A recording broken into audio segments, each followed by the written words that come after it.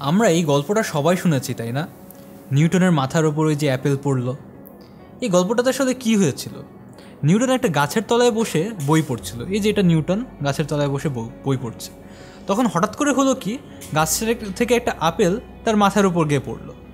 মাথার উপর পড়ার পরে সে অ্যাপেলটা হাতে নিয়ে চিন্তা করলো যে আচ্ছা, অ্যাপেলটা নিচে কেন পড়লো? সে তো উপরেও যেতে পারতো। এই উপরে না গিয়ে নিচে পড়ার কারণটা কি? এই ভাবতে ভাবতে তার মাথায় একটা অদ্ভুত চিন্তা আসলো। অদ্ভুত চিন্তাটা কি?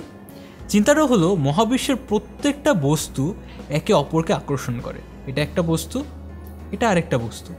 এই প্রত্যেকটা বস্তুই একে অপরকে আকর্ষণ করছে নিজের দিকে।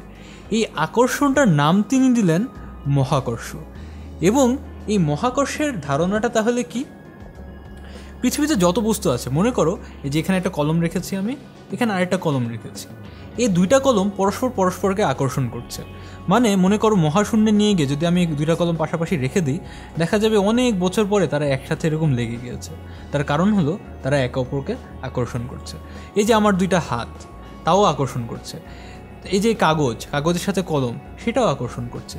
এই যে মহাবিশ্বের প্রত্যেকটা বস্তুর মধ্যে আকর্ষণ, এই আকর্ষণটাকে বলা হয় মহাকর্ষ। এবং এই ধারণাটা কোত্থেকে আসলো? নিউটনের মাথায় অ্যাপেল পড়ার পরে সে চিন্তা করলো যে অ্যাপেল নিচে উপরে না গিয়ে কেন নিচে আসলো। তখন তার মনে হলো যে পৃথিবী এই অ্যাপেলটাকে আকর্ষণ করছে এবং এই আকর্ষণের কারণেই অ্যাপেলটা নিচে পড়ে গিয়েছে। এই পৃথিবী যেভাবে অ্যাপেলটাকে আকর্ষণ করছে, অ্যাপেলও পৃথিবীকে আকর্ষণ করে, কিন্তু পৃথিবীর ভর অনেক বেশি হওয়ার কারণে অ্যাপেলটাই পৃথিবীর দিকে পড়েছে। তাহলে মহাকর্ষের ধারণাটা কি? মহাবিশ্বের প্রত্যেকটা বস্তু, যে কোনো বস্তুই হোক না কেন, এটা কোনো বিশেষ বস্তু হতে হবে না, যে কোনো বস্তুই আরেকটা বস্তুকে আকর্ষণ করে। সব বস্তুর মধ্যে আকর্ষণ বল ক্রিয়া করে এবং এই আকর্ষণ বলকেই বলা হয় মহাকর্ষ।